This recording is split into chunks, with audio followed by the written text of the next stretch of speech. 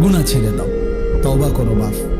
এই ঈদের দিন থেকে নিয়ে পর্যন্ত যারা গুনাহ এবং নাফরমানি আর অশ্লীলতার বেহায়াপনা, মোবাইলে হোক আর বাস্তবিকে হোক, যেমনেই হোক আল্লাহর নাফরমানিতে কাটাইলা, দয়া করে দোস্ত নিজের উপরে রহম করো, মাফ চাও, তওবা করো।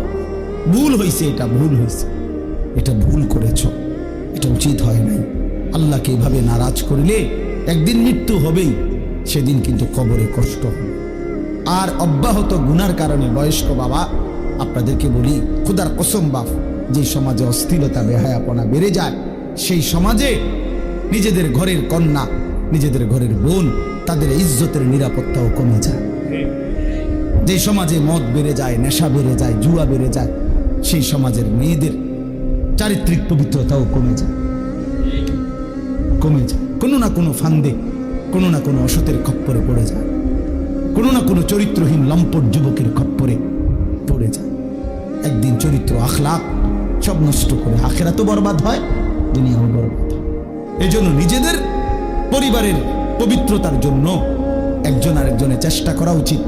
যার যেদূর সাধ্য আছে এতটুকুর ভিতরে হলেও একজন আরেকজনকে, নিজের কন্যা, নিজের ছেলে, নিজের মেয়ে, অথবা যার যেটুকু সামর্থ্য আছে, এটুকুর আলোকে একে অপরকে গুনাহ থেকে ফিরাবার জন্য চেষ্টা করা উচিত।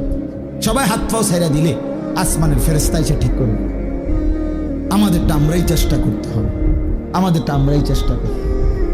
আল্লাহ আমাদেরকে তৌফিক দেন, আল্লাহ আমাদেরকে কবুল করেন। আজকে এই সংগঠন, এই মাহফিল আল্লাহ কবুল করেন।